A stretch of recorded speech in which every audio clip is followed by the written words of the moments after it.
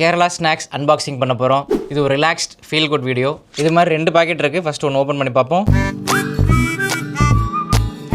பலாப்பழ chips, இது மலையாளத்தில் சக்கா அப்படின்னு சொல்லுவாங்க.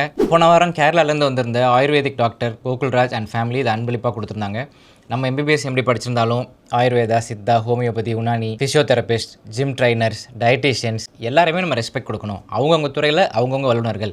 எனக்கு தான் எல்லாம் தெரியும், நான் தான் பெரிய ஆள், மற்றவங்களாம் முட்டால் நினைக்கிறது ஆணவம் ஒரு மனுஷனுக்கு இருக்கவே கூடாது. இது சின்ன பாக்கெட்டாக இருக்குது, என்னென்னு பார்ப்போம். வாவ், நிலக்கடலையை பெப்பரில் போட்டு ரோஸ்ட் பண்ணியிருக்காங்க.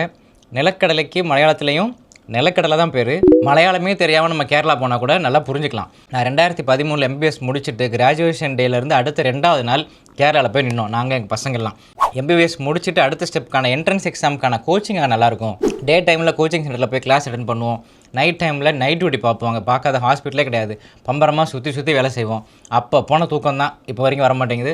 தஞ்சாவூரில் நைட் டியூட்டிக்கு 350 ரூபா சம்பளம் கொடுத்தாங்க. இப்போ கேரளாவில் 1200 ரூபா சம்பளமும் அதிகம், பகலில் படிக்கவும் சேரும். ஸோ 2 in 1 நல்ல லைஃப் என்ஜாய் பண்ண டைம் அது. அங்கே ப்ரிப்பேர் பண்ணி முடிச்சோடனே UPSC எக்ஸாம், TNPSC அதாவது MRB ரெண்டுலேயுமே ஒரே நேரத்தில் கிளியர் பண்ணிட்டேன். டெல்லியில் போய் சென்ட்ரல் கவர்மெண்ட் வேலை செய்ய போறியா, உள்ளூரில் வேலை செய்ய போறியான்னு கேள்வி வரும்போது எங்கள் அப்பா நீ இங்கே இருன்னு சொல்லிட்டாரு. நான் இங்கே வந்து ஜாயின் பண்ணிட்டேன்.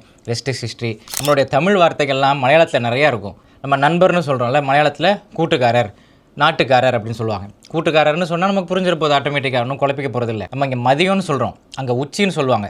உச்சி வெயில் பயங்கரமாக இருக்குன்னு நம்ம சொல்லுவோம்ல. ஸோ உச்சி அப்படின்னா மத்தியானம், ஈஸியாக நம்ம கோரிலேட் பண்ணிக்கலாம். ராத்திரிக்கு ராத்திரி தான், ஆனால் காலையிலைக்கு அங்கே வந்து ராவிலை. அது மட்டும்தான் கொஞ்சம் குழப்பம். சாரே ராவிலை எங்கே போய் அப்படின்னு கேட்டால், ராவிலை நான் எங்கே போனேன், ஓ ராவிலையா காலையில், ராவிலை கடைக்கு போய் அப்படின்னு சொல்லி கொஞ்சம் யோசித்து சொல்கிற மாதிரி இருக்கும். அதே மாதிரி இன்றைக்கி அப்படின்னா இன்னு, நாளைக்கு நாளை, ஆனால் நேற்றைக்கு இன்னலே. ஸோ இன்னலே வரணும் அப்படின்னா இன்னலே வரல, இன்றைக்கி நேற்று தான் வந்தேன் அப்படிங்கிறத இன்னலே வரணும் அப்படின்னு சொல்லி கொஞ்சம் யோசித்து சொல்கிற மாதிரி இருக்கும். இது நாங்கள் வீட்டிலே செஞ்சது அப்படின்னு சொல்லி கொடுத்தாரு. என்னென்னு பார்ப்போம். வேஷ்டி, இதுக்கு மலையாளத்தில் முண்டு அப்படின்னு பேர். அதுவும் அந்த டைமில் காவி முண்டு ரொம்ப ஃபேமஸாக இருந்துச்சு. திருச்சூரில் பூரம் ஃபெஸ்டிவல் ரொம்ப ஃபேமஸ். வடக்குநாதன் டெம்பிளில் யானையெல்லாம் வரிசையாக வச்சு செலிப்ரேட் பண்ணுவாங்க. கருப்பு சட்டையும் காவி வேஷ்டியும் தான் இப்போ ட்ரெண்டாக இருந்துச்சு. அதை எங்கள் ஜாலியாக கட்டிட்டு சந்தனம்லாம் வச்சுட்டு ஒரு கேரளைட் மாதிரியே வாழ்ந்துட்டு இருந்தோம். சருகே பார்டர்லாம் சூப்பராக இருக்குது. இதை ஒரு நாள் கட்டிட்டு நம்ம ஃபோட்டோ போட்டுருவோம். ஸோ நம்மளோட STD எல்லாம் கேரளா மெமரிஸோடு சேர்ந்து சொல்லியாச்சு. ஸோ ஹாப்பியாக இருங்க. Take care. Bye bye.